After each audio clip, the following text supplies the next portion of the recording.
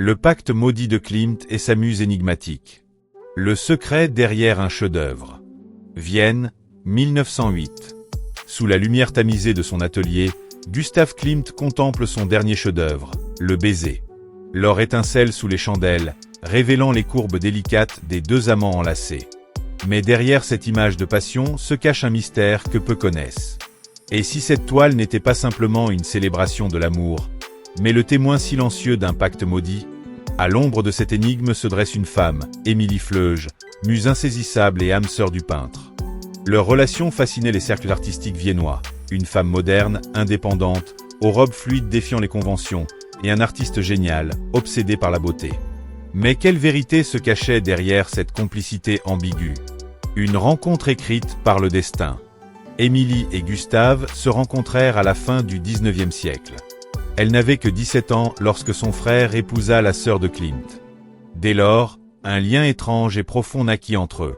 Elle devint bien plus qu'une simple muse.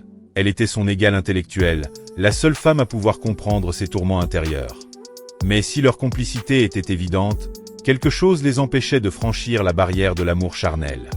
Était-ce la peur d'un engagement qui briserait leur équilibre? Ou bien un serment oublié, un pacte scellé dans l'ombre?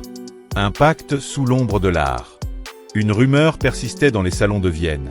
Klimt aurait conclu un pacte avec une force mystérieuse pour obtenir son génie. Une nuit, sous l'impulsion d'une inspiration presque surnaturelle, il aurait fait un vœu, celui de capturer la beauté absolue, même si cela signifiait ne jamais posséder l'amour véritable. Émilie, qui connaissait les failles de Gustave, sentait parfois ce poids peser sur lui. Il l'adorait, la célébrait dans ses œuvres, mais restait toujours en retrait, insaisissable. Un soir de décembre 1907, tandis que la neige recouvrait Vienne d'un manteau immaculé, il l'invita dans son atelier. Devant elle, une immense toile recouverte d'or et de formes hypnotiques. Le baiser. Elle y reconnut immédiatement ses traits dans la silhouette féminine, prisonnière d'une étreinte qui semblait aussi fusionnelle qu'éphémère. « C'est notre amour, Émilie, celui que nous ne pourrons jamais vivre », murmura-t-il. Le sacrifice d'un amour éternel. Émilie comprit alors l'étendue du sacrifice qu'il avait fait. Il avait choisi l'immortalité artistique au détriment de son propre bonheur.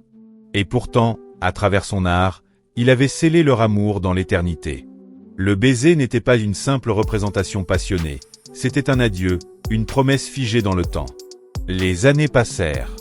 Klimt continua à peindre, à aimer d'autres femmes, mais aucune ne put rivaliser avec Émilie.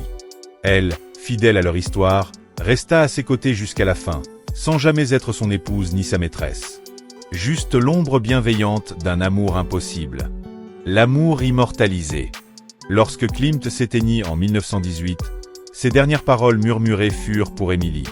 Peut-être, dans un autre monde, aurait-il pu s'aimer librement.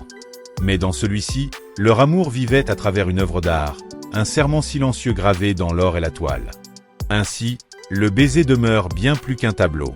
C'est le témoignage d'un amour inassouvi, d'un pacte entre l'art et la passion, et du prix que certains doivent payer pour toucher l'éternité.